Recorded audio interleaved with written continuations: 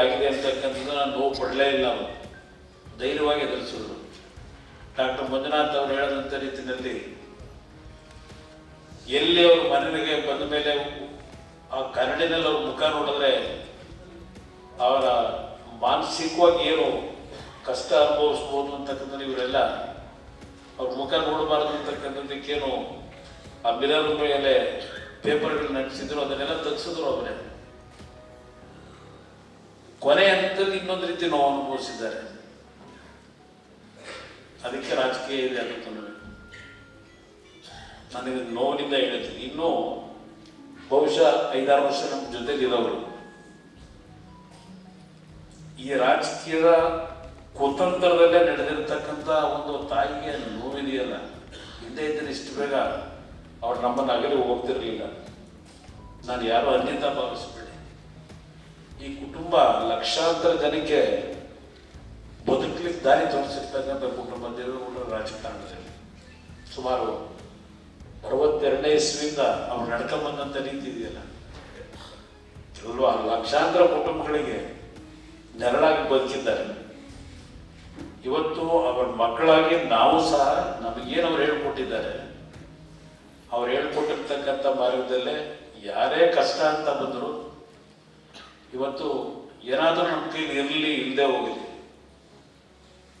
ಇವತ್ತು ಆ ನೆರವು ಕೊಡ್ತಕ್ಕಂಥ ಒಂದು ಹೃದಯದಲ್ಲಿ ಆ ಭಾವನೆ ಇಟ್ಕೊಂಡ್ಬಂದಿದ್ರೆ ಅವರು ನಮಗೆ ಕಲಿಸಿರ್ತಕ್ಕಂಥ ಒಂದು ಜೀವನದಲ್ಲಿ ಹೇಗಿರಬೇಕು ಅನ್ನೋದು ಕಲಿಸಿದ್ದಾರೆ. ನಾನು ನಮ್ಮ ತಾಯಿಯವರ ಕೊನೆಯ ಪ್ರಯಾಣ ಏನಾಯ್ತು, ಈ ಭೂಮಿ ಬಿಟ್ಟು ಹೋಗ್ಬೇಕಾದ್ರೆ ಈ ಸಿರಿವಂತ ಸಿನಿಮಾದಲ್ಲಿ ವಿಷ್ಣುವರ್ಧನ್ ಅವರ ಒಂದು ಪಾತ್ರ ಇದೆ. ಆ ಸಿರಿವಂತ ಸಿನಿಮಾಕ್ಕೆ ನಾನು ಸಿನಿಮಾ ಬ್ಯಾಕ್ಗ್ರೌಂಡಲ್ಲಿ ಬಂದವನು. ನನ್ನ ಶಿಕ್ಷಣ ಮುಗಿದ ಮೇಲೆ ಯಾವೊಂದು ಜೀವನದಲ್ಲಿ ಕಷ್ಟ ಸುಖದಲ್ಲಿ ಇರಬೇಕು ಅಂತಕ್ಕಂಥ ನನ್ನ ಚಿತ್ರದ ಸಾರಾಂಶ ಇದೆ. ಯಾರಾದ್ರೂ ಬಂದಾಗ ಸಹಾಯ ಮಾಡಬೇಕು, ನಮ್ಮ ಹತ್ರ ಇರಲಿ ಹಿಂದೆ ಹೋಗಲಿ ಅಂತ. ಜನ್ಮ ಕೊಟ್ಟಂತ ಮಕ್ಕಳೇ ಆ ಒಂದು ಗೌರವ ಬದುಕ್ತಾ ಇದ್ದಂಥ ಒಂದು ಆ ತಂದೆಯ ಪಾತ್ರ ಏನಿದೆ, ಅವರ ಬದುಕಿಗೆ ಸಾಲ ಮಾಡುವಂತೇಳಿ ಸಾಲ ಮಾಡಿಸಿ ಆ ಹೃದಯಾಘಾತದಲ್ಲಿ ತೀರ್ಕೊಂಡು ಹೋದಾಗ ಏನೋ ಬರ್ತಾರಲ್ಲ, ಮಂಜುನಾಥ್ ಅವರು ಸ್ವರ್ಗದ ಬಾಗಲ ಕತೆ ಹೇಳ್ತಾ ಇದ್ರು. ಅಲ್ಲಿ ಆ ಇಬ್ಬರು ಯಮದೂತರು ಬರ್ತಾರಲ್ಲ ಕರ್ಕೊಂಡು ಹೋಗೋದಕ್ಕೆ ಆ ಪಾತ್ರಧಾರಿ, ಇಲ್ಲ ನನ್ನನ್ನ ಈ ತರ ಏನು ಸತ್ತಿದ್ದೇನೆ, ನಾನು ಸತ್ತ ಮೇಲೆ ಜನ ಯಾವ ರೀತಿ ನನ್ನನ್ನು ಕಳಿಸ್ಬೋದು, ನನ್ನ ಬಗ್ಗೆ ಪ್ರೀತಿ ತೋರಿಸ್ಬೋದು ನೋಡಬೇಕಲ್ಲ ಅಂತೇಳಿ ಯಮದೂತರಿಗೆ ಹೇಳಿ ಆ ಜನಗಳ ಭಾವನೆಯನ್ನ ನೋಡಬೇಕು ಅಂತಕ್ಕಂಥ ಆ ಸನ್ನಿವೇಶ ಇದೆಯಲ್ಲ, ನನಗೆ ನಮ್ಮ ತಾಯಿಯ ಅಗಲಿಕೆ ಏನಿದೆ, ಅವರ ಮರಣ ವಾರ್ತೆಯನ್ನು ಕೇಳದಂಥ ಕ್ಷಣದಿಂದ ನಮ್ಮ 14 ಮನೆಯಲ್ಲಿ ನಮ್ಮ ತಂಗಿ ಮನೆಯಲ್ಲಿ ಅವರು ಇದ್ರು, ಅವರ ಜೀವನ ಕಳೆದಿದ್ದಾರೆ. ಅವತ್ತು ರಾತ್ರಿ 8 ಗಂಟೆಯಿಂದ ಪ್ರಾರಂಭ ಆಗಿ ಮಾರನೇ ದಿನ 12 ಗಂಟೆವರೆಗೆ ಬಂದಂಥ ಜನ. ಅದ್ರ ಜೊತೆಗೆ ಅಲ್ಲಿಂದ ಹೊರಟ ನಂತರ ಅವರು ಅವರ ಜನ್ಮಸ್ಥಳಕ್ಕೆ ಆ ಭೂಮಿಗೆ ಹೋಗ್ತಕ್ಕಂಥದ್ದಕ್ಕೆ ಹೋದಂಥ 17 ಗಂಟೆಯ ಪ್ರಯಾಣ. ಡಾಕ್ಟರ್ ಮಂಜುನಾಥ್ ಅವರು ಹೇಳಿದಂಥ ರೀತಿಯಲ್ಲಿ ನಾವು ಏನು ರಾಜಕೀಯದಲ್ಲಿ ಸ್ಥಾನಮಾನಗಳು ಪಡೀಲಿ, ಎಷ್ಟು ಆಸ್ತಿ ಸಂಪಾದನೆ ಮಾಡಲಿ, ಯಾವುದೂ ನಮ್ಮ ಜೊತೆ ಬರೋದಿಲ್ಲ, ಉಳಿಯೋದು ಒಂದೇ ಅಂತಕ್ಕಂಥದ್ದು ಆ ತಾಯಿ ನನಗೊಬ್ಬನಿಗೆ ತಾಯಿ ಅಲ್ಲ, ಇಡೀ ಸಮಾಜದಲ್ಲಿ ಹಲವಾರು ಬಡ ಕುಟುಂಬಗಳಿಗೆ ತಾಯಿಯಾಗಿದ್ದಂಥವ್ರು. ಅವರು ಹೋಗ್ತಕ್ಕಂಥ ಅವರ ಸುದೀರ್ಘ ಜೀವನ ಇದೆಯಲ್ಲ, ಎಂದೂ ಸಹ ನಾನು ಆ ರೀತಿ ಬದುಕಬೇಕು, ಒಡವೆ ತಗೋಬೇಕು, ಅದು ಬೇಕು ಇದು ಬೇಕು ಅಂತ ಎಂದೂ ಆಸೆ ಪಟ್ಟವರು ಅಲ್ಲ. ಹೋಗಬೇಕಾದ್ರೆ ಅವ್ರ ಹತ್ರ ಏನೂ ಇರಲೂ ಇಲ್ಲ. ಆದ್ರೆ ಹೋಗಬೇಕಾದ್ರೆ ಈ ನಾಡಿನ ಜನತೆ ನೀವು ಕೊಟ್ಟಂತ ಪ್ರೀತಿ ಇದೆಯಲ್ಲ, ನಾವು ಹೋಗಬೇಕಾದ್ರೆ ಅದೇ ನಮ್ಮ ಆಸ್ತಿ ಅಂತಕ್ಕಂಥದ್ದನ್ನ ನಾನು ತಿಳ್ಕೊಂಡಿದ್ದೀನಿ ಅವರಿಂದ. ಇವತ್ತು ಇಷ್ಟು ತಡವಾದರೂ ತಾವೆಲ್ಲ ಬಂದು ಅವರ ಒಂದು ಆತ್ಮಕ್ಕೆ ಶಾಂತಿ ಕೋರ್ಲಿಕ್ಕೆ ಅಂತ ಬಂದಿದ್ದೀರಿ.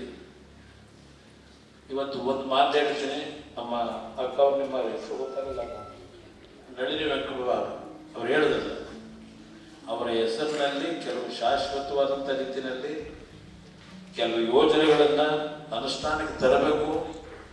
ಅವರು ಬರೀ ಸಾಮಾನ್ಯ ಮಹಿಳೆ, ಒಂದು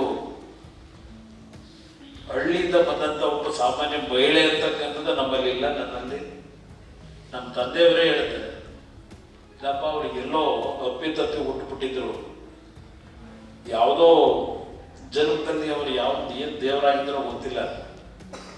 ಆ ದೇವರ ಶಕ್ತಿ, ದೈವ ಶಕ್ತಿ ಅವರಲ್ಲಿ ಇತ್ತು ಅಂತಕ್ಕಂಥದ್ದನ್ನ ಇವತ್ತು ನಮ್ಮ ತಂದೆಯವರು ಈಗಲೂ ನೆನೆಸ್ಕೊಳ್ತಕ್ಕಂಥದ್ದನ್ನ ನೋಡ್ತಾ ಇದ್ದೇನೆ. ಬಹುಶಃ ನಾನು ನೋಡದಂಥ ರೀತಿಯಲ್ಲಿ ಅವರೇನು ಬೆಳಿಗ್ಗೆ ಎದ್ದು ರಾತ್ರಿ ಮಲಗೋದಕ್ಕಿಂತ ಮುಂಚೆ ಸಾಯಂಕಾಲ ನಮ್ಮ ತಂದೆಯವರು ಅವ್ರ ಫೋಟೋ, ಅವರ ಕೂತ್ಕೊಳ್ತಕ್ಕಂಥ, ಯಾಕೆಂದ್ರೆ ಅವ್ರು ನಡೆಯಕ್ಕಾಗಲ್ಲ, ಕೂತ್ಕೊಳ್ತಕ್ಕಂಥ ಚೇರ್ ಪಕ್ಕದಲ್ಲೇ ಒಂದು ತುಳಸಿ ಪೂಜೆ ಮಾಡ್ತಾ ಇರತಕ್ಕಂಥ ಫೋಟೋ ನಮ್ಮ ತಾಯಿ. ಇನ್ನೊಂದು ಅವರ ನಗುಮುಖದ ಸೆಂಟರ್ ಅಲ್ಲಿ ಇರ್ತಕ್ಕಂಥ ಫೋಟೋ, ಎರಡನ್ನೂ ಇಟ್ಟುಕೊಂಡಿದ್ದಾರೆ. ಬೆಳಗ್ಗೆ ಎದ್ದು ಒಂದು ಹೂ ಮುಡಿಸಿ ಅವರು ಪೂಜೆ ಮಾಡ್ತಾರೆ. ಇದು ನಾನು ದಿನ ನೋಡ್ತಾ ಇದ್ದೇನೆ. ಯಾಕೆ ಹೇಳ್ತೀನಿ ಅಂದ್ರೆ, ಇವತ್ತಿನ ಸಮಾಜ ಬಹಳ ದಾರಿ ತಪ್ಪು ಹೋಗ್ತಾ ಇದ್ದೇವೆ. ಭಗವಂತ ಎಲ್ಲನೂ ಕೊಟ್ಟಿದ್ದಾನೆ, ಎಲ್ಲ ರೀತಿಯ ಶ್ರೀಮಂತಿಗೆ ಇದೆ. ಆದರೆ ನೆಮ್ಮದಿ ಇರ್ತಕ್ಕಂಥದ್ದು ಇವತ್ತು ಹಲವಾರು ಕುಟುಂಬದಲ್ಲಿ ಕಾಣ್ತಾ ಇದ್ದಾನೆ. ಇವತ್ತು 72 ವರ್ಷಗಳ ದಾಂಪತ್ಯ ಜೀವನ ನಿರ್ವಹಣೆ ಮಾಡಿದ್ದಾರೆ ನಮ್ಮ ತಾಯಿ ಮತ್ತು ನಮ್ಮ ತಂದೆ. ಅವರು ಆಸಿಡ್ನ ಪ್ರಕರಣ ಆದ್ಮೇಲೆ ಅವರ ಮುಖದಲ್ಲಿ ಯಾವೊಂದು ನೋವು ಅನುಭವಿಸಿದ್ರು. ಅವರ ಮುಖದಲ್ಲಿದ್ದಂಥ ಒಂದು ಅಂದ ಎಲ್ಲ ಹಾಳಾಗಿತ್ತು. ನಮ್ಮ ತಂದೆ ಒಂದು ದಿವಸವೂ ಸಹ ಅವರ ರೂಪದ ಬಗ್ಗೆ ಚೆಂದ ನೋಡಲಿಲ್ಲ. ಅವರ ಹುಸಿಯಲ್ಲಿದ್ದಂಥ ಏನು ಅದನ್ನು ಯಾವ ರೀತಿ ಹೇಳಬೇಕು ಗೊತ್ತಿಲ್ಲ. ನಾನು ಯಾವ ಮಟ್ಟಕ್ಕೆ ನಮ್ಮ ತಂದೆಯವರು ಅವರನ್ನು ಪ್ರೀತಿಸ್ತಾ ಇದ್ರು ಅಂದ್ರೆ, ಕೊನೆಯ ಹಂತದಲ್ಲಿ ಊಟ ಮಾಡ್ತಿರ್ಲಿಲ್ಲ ಅವರು. ಇವರು ವೀಲ್ ಚೇರ್ನಲ್ಲಿ ಬರಬೇಕು, ಬಂದು ಬೈದು 2 ತುತ್ತಿನ ಸ್ಮಗು ಇಲ್ಲಿ ನಮ್ಮ ಶೈಲು ಅವಳೇನಂತದ್ದು ಪ್ರೆಷರ್ ಹಾಕೋಳು. ಕೊನೆ 1.5 ವರ್ಷ ಅವರು ಊಟ ಮಾಡಿ ದಿನಕ್ಕೆ ಅದು ಎಷ್ಟು ಊಟ ಮಾಡಿದ್ರೆ ಗೊತ್ತಿಲ್ಲ, ಎಷ್ಟೇ ಉಪವಾಸ ಇದ್ರು. 1.5 ವರ್ಷಗಳ ಕಾಲ ಬೆಡ್ಡಲ್ಲಿದ್ರು. ನಮ್ಮ ತಂದೆಯವರು ದೇಲೆ ಹೋದ್ರು ಬರ್ತಿದ್ದಾಗೆ ಮೊದಲು ಅವ್ರ ರೂಮ್ಗೆ ಹೋಗ್ಬೇಕು. ಆ ರೀತಿಯ ಜೀವನ ಏನಿತ್ತು ಅವ್ರದ್ದು. ಈ ನಾಡಿನ ಜನತೆಗೆ ನಾನು ಈ ಒಂದು ನುಡಿನಮನದ ಕಾರ್ಯಕ್ರಮದಲ್ಲಿ ಈ ವೇದಿಕೆ ಮುಖಾಂತರ ಹೇಳೋದು, ಕುಟುಂಬಗಳಲ್ಲಿ ಎಷ್ಟೇ ಭಿನ್ನಾಭಿಪ್ರಾಯಗಳಿರಲಿ, ನಿಮ್ಮ ತಂದೆ ತಾಯಿದ್ರು ನಿಮ್ಮ ಒಡ ಹುಟ್ಟಿದವ್ರ ಜೊತೆನಲ್ಲಿ, ಯಾಕೆಂದ್ರೆ ಕಳ್ಕೊಂಡ ಮೇಲೆ ನಾವು ಯೋಚನೆ ಮಾಡೋದ್ರ ಉಪಯೋಗ ಬರೋದಿಲ್ಲ. ಅಯ್ಯೋ ಕಳ್ಕೊಂಡವಲ್ಲ ಅಂತೇಳಿ ಬದುಕಿದ್ದಾಗ ಎಷ್ಟೇ ನಮ್ಮಲ್ಲಿ ಭಿನ್ನಾಭಿಪ್ರಾಯಗಳಿರೋ ಒಂದು ಪ್ರೀತಿ ವಿಶ್ವಾಸದಿಂದ ಬದುಕ್ತಕ್ಕಂಥದ್ದು ಇವತ್ತು ನಾವು ಕಾಣಬೇಕು. ಇವತ್ತಿದ್ರೆ ಇವತ್ತು ದಿನ ಬೆಳಗ್ಗೆ ಆ TV ನ್ಯೂಸ್ನೇನಾದ್ರು ಹಾಕ್ಲಿಕ್ಕೆ ಹೋದ್ರೆ ನ್ಯೂಸ್ನ ನೋಡ್ಲಿಕ್ಕಾಗಲ್ಲ. ರಾಜ್ಯದಲ್ಲಿ ನಡೀತಾ ಇರತಕ್ಕಂಥ ಹಲವಾರು ರೀತಿಯ ಘಟನೆಗಳು, ಕೆಟ್ಟ ಘಟನೆಗಳನ್ನ ಪ್ರತಿನಿತ್ಯ ನೋಡ್ತಾ ಇರ್ತೀವಿ. ಆದರೂ ಅದೇ ಮರುಕಳಿಸ್ತಾ ಇರತಕ್ಕಂಥ ಹಲವಾರು ಕುಟುಂಬದಲ್ಲಿ ಕಾಣ್ತೇವೆ. ಇವತ್ತು ಈ ಒಂದು ನುಡಿನಮನ ಕಾರ್ಯಕ್ರಮದಲ್ಲಿ ನಿಮ್ಮ ಮುಂದೆ ಏನು ನಿಂತಿದ್ದೇನೆ, ಈ ನಾಡಿನ ಜನತೆಗೆ ಈ ನುಡಿನಮನ ಕಾರ್ಯಕ್ರಮದ ಮುಖಾಂತರ ನಮ್ಮ ತಂದೆ ತಾಯಿ ಬದುಕು ಅಂತಕ್ಕಂಥ ಹೇಳೋದಕ್ಕಿಂತ ಹೆಚ್ಚಾಗಿ ಇವತ್ತು ಸಮಾಜ ಎಲ್ಲ ಒಂದ್ ಕಡೆ ಕವಲ್ದಾರಿಗೆ ಹೋಗ್ತಾ ಇದೆ.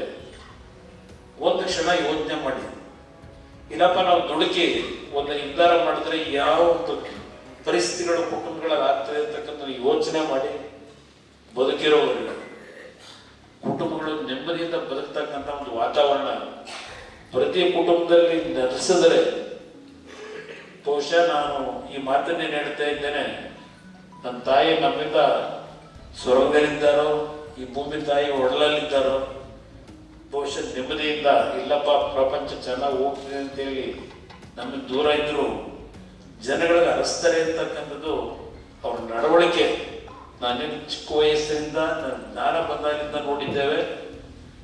ಆ ರೀತಿಯ ಒಂದು ಮನಸ್ಸಿನಲ್ಲಿ ಈ ಸಮಾಜ ಒಳ್ಳೆ ರೀತಿಯಲ್ಲಿ ಹೋದ್ರೆ ಅವರು ನೆಮ್ಮದಿಯಿಂದ ಅಲ್ಲಿ ನಮ್ಮಿಂದ ಹಾರೈಸ್ತಾರೆ ಅಂತಕ್ಕಂಥದ್ದು ನನ್ನ ಉದ್ಯೋಗದಲ್ಲಿ ಇಟ್ಕೊಂಡಿರ್ತಕ್ಕಂಥದ್ದು.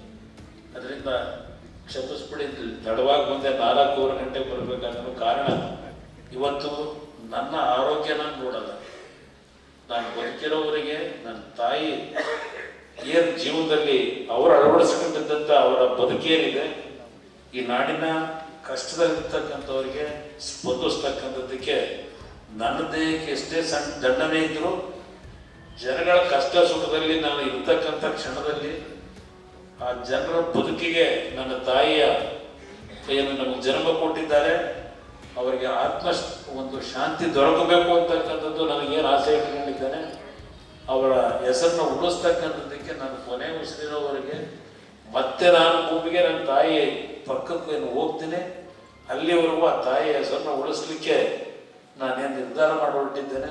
ನಿಮ್ಮೆಲ್ಲರಿಗೂ ಈ ಸಂದರ್ಭದಲ್ಲಿ ಇವತ್ತೇನು ಬಂದು ಭಾಗವಹಿಸಿದ್ದೀರಿ ಮತ್ತೊಮ್ಮೆ ನಿಮ್ಮೆಲ್ಲರಿಗೂ ನಾನು ಚಿರುಣಿಯಾಗಿದ್ದೇನೆ. ಎಲ್ರಿಗೂ ನಾನು ನಮಸ್ಕಾರ.